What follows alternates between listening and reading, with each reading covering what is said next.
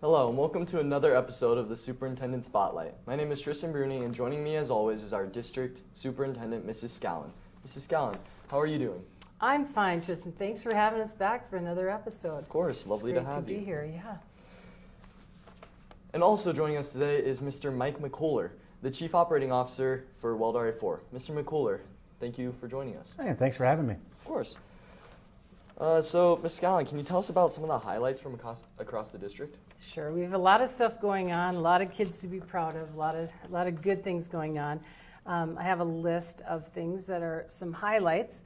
The WHS cheer squad earned second place at game day and first place in co-ed small varsity at the UCA Mile High Regionals at the Coliseum. And they received 2 bids to UCA Nationals in Florida for the first time in 15 years. So that's amazing. That is really cool for those kids. Windsor High School volleyball placed second at state, and so proud of those girls. They are true scholars and athletes. It's nice to see them Played a tough game. at the top. They did play a tough game. Windsor Unified Bowling placed 6th at state, and they are just amazing little athletes and so heartwarming to watch. You want inspiration, watch a unified game. 3 students at Severance High School signed a letter of intent to play, collegiate athletes, so pretty proud of those kids for moving on. Of course. And it's exciting for those kids and their parents. WHS and SHS, FFA chapters, both attended the national conference in Indianapolis, and I did watch some of the RFD, rural farming, or RFN, whatever it is. My husband makes me watch it every morning. He puts it on, and I did see some highlights from that, and it was fun to see all the opportunities our kids are being given through FFA. And they all have a shout out to their advisors too. They're just great people and such a wonderful program. Windsor Marching School, Windsor High School Marching Band placed 4th at state. Proud of those kids. They work really, really hard, and just as hard as some of our athletes work. If not harder. They're amazing, yeah. So a shout out to them and their parents. Because have you seen the parents help? Yeah. It's amazing. They just come out and help with the kids and set up things. Thank you, parents. Windsor High School cross country placed 4th at regionals. We've got some runners. We've got some great runners. What WHS choir students made it to finals for the All-State Jazz Choir. They sound amazing too. We had a fantastic Veterans Day throughout the district. Some of the elementary schools had breakfast with veterans and had different programs going on. I just want to thank our students at both Windsor High School and Severance High School. I attended both of those, and just such a wonderful representation of our student body. We had great speakers, and it was just a great tribute to our veterans, and great for those veterans to know that we will never forget. Yeah. And thank them for their service. I really appreciated our speaker. He had an inspiring story. Yes, Jason Hallett was at Windsor High School, and he had quite a story. Quite a story. Finally, Grandview had a special visitor announce their Eagle of the Week, and that was Slapshot from the Eagles. And so Slapshot made an appearance over there, and the kids loved it. Very, very fun day for them. So yeah, I could go on, but Sure. Those are some of the highlights. That's great. So, well, as many of you already know, both the mill levy and the bond passed earlier in November, which is great news for the district. Today we will talk about what both of those mean for the district and what we will start to see changes in our district. Mrs. Scallon, you must be thrilled with the results of this election. I am. I am just thrilled. We all are. I want to do a huge shout out to our community and our voters that came out and turned out on November 8th. And without you, we couldn't do this. So we have to be a team, and we're very proud to have passed both the bond and the mill levy override. And I can give you some statistics on the bond. We passed it was 4B, that was the name of the bond issue. And on the ballot, it was 54.9% to 45.1%, so that was a nice win. And our mill levy override, which was 4C, was 55.3% to 44.7%.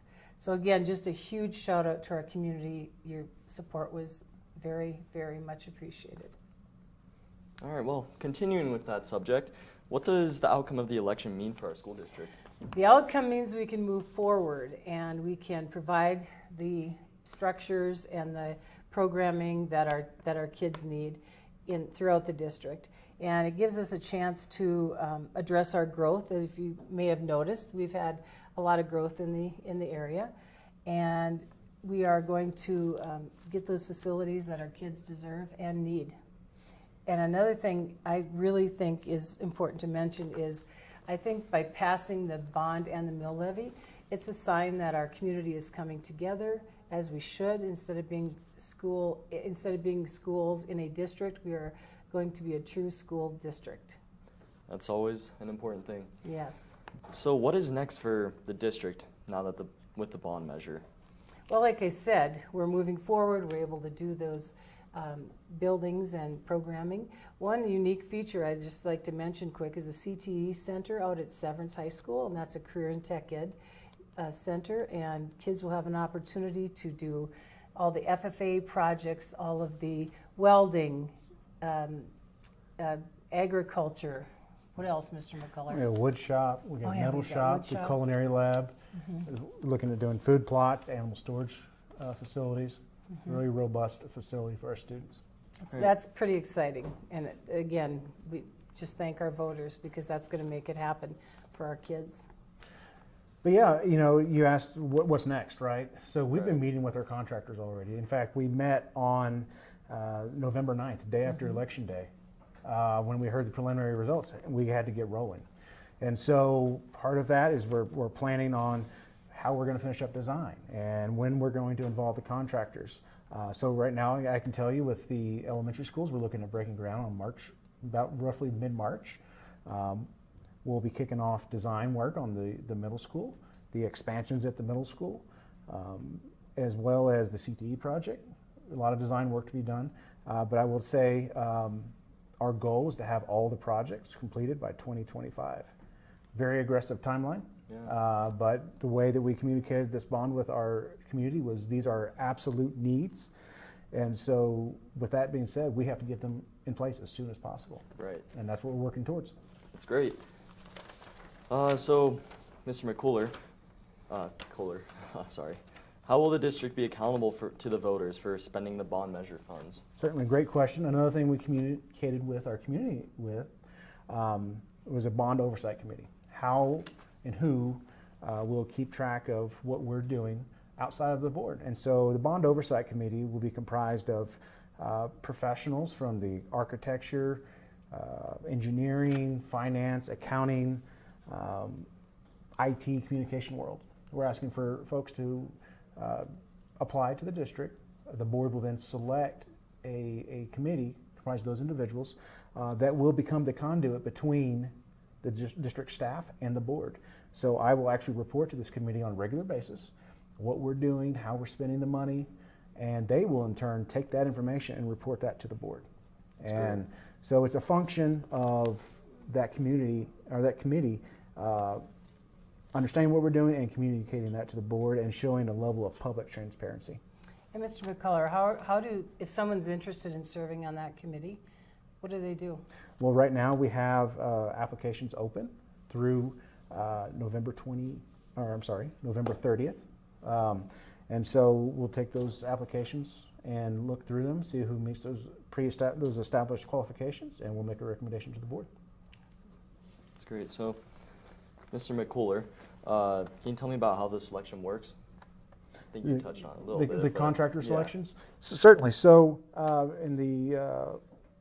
in 2021, we actually went through a process for a construction manager, general contractor. You'll hear that reference to CMCG in the industry. And what that is it's a process that allows us to go out and contract with the most qualified contractor in the area. We look at their experience building K-12 schools. We look at their work capacity. We look at their reputation. We call folks that they've done work with in the past. Hey, how did they do? And we also consider price. But our goal is to hire the most qualified contractor to make sure we come in on budget and on time. Very important things. Very. So can you tell me about how or if the local vendors will be given a preference? Absolutely. So part of our process will, with each general contractor we've hired, we've asked them to hold a local contractor / vendor fair. What it does is allows our community, our vendors, whether you supply widgets or you're a plumber, to allow them to come and actually meet our general contractors and learn how to do business within our school district. And so our focus is on providing these opportunities for our local vendors rather than a preference. Right. We still owe a duty to our taxpayers to provide the best value, but we definitely want to give our local vendors an opportunity to participate in the business. All right. So Mrs. Scallon, can you tell me about the mill override? Sure. The mill levy override is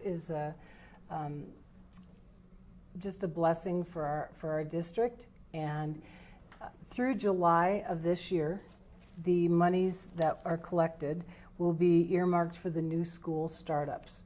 And then after July, that money is designated specifically for retaining current staff and recruiting wonderful staff members to come in, because our kids deserve it, and as you know, you may have heard there's a teacher shortage, and we want to make sure that we retain those good teachers and really recruit the right teachers to come to Weld RE4. It's pretty exciting. Yeah. So it sounds like this is going to go into effect pretty quickly. Is that right? It's in effect right now. So the mill levy override starts immediately. So, yeah. Well, that's pretty great. Exciting. Yeah. So I think that's going to do it for our show today. I thank you both for joining us. And do you have anything else you want to add? I just want to give a shout out to our kids and our teachers, staff in our district. Just watching the Veterans Day service and a lot of the ways the kids are representing themselves makes me proud as your superintendent. And I just want you to keep doing the good work that you do. Thank you, parents. Thank you, community members. Thank you, teachers, and everyone in our beautiful communities. We appreciate you. All right. Well, thank everyone for watching, and I think we'll see you guys again next month. Yes. All right. See you guys.